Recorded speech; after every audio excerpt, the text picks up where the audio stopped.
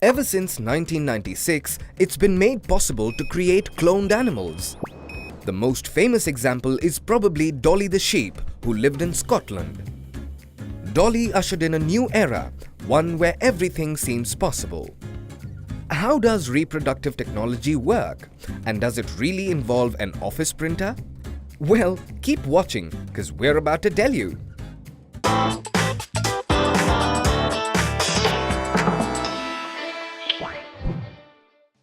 Dolly was cloned from a cell belonging to an adult sheep and lived from 1996 to 2003.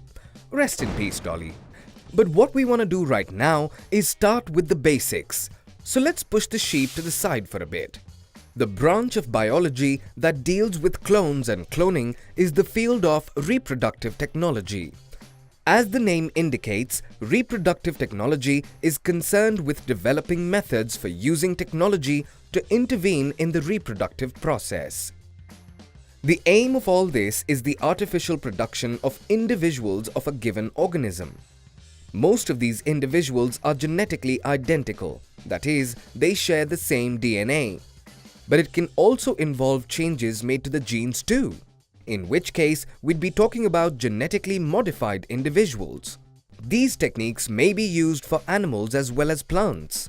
At first, reproductive technology for animals was only concerned with producing livestock and other animals that could be used in agriculture. It's also aimed at making constant improvements to animals bred in this way. Reproductive technology can also be used on humans. I'm not talking about clones here though. Some couples can't have children of their own by natural means, but assisted reproductive technology offers many opportunities for them to become parents despite their situation. ART includes several different techniques. First, there's a distinction between techniques that are in vitro and those that are in vivo. In vitro is Latin for in the glass, that is, in a test tube. It describes the creation of an embryo outside of the female body. The way it works is that a woman who wants to get pregnant goes to her doctor, who gives her certain hormones that trigger ovulation. After the egg cells are released, they're removed and placed in the growth medium, where they're fertilized. This is called in vitro fertilization, or IVF for short. The zygotes then start to divide in the growth medium. For those of you who forgot or never knew in the first place, a zygote is a fertilized egg cell. Find out more in our video on the subject. The zygotes develop into embryos, some of which are transferred into the woman's uterus, where they should implant. The woman is usually given certain hormones at this point as well, to ensure that implantation occurs. This whole procedure is called embryo transfer. Now, in vivo means within the living, that is, in the living organism.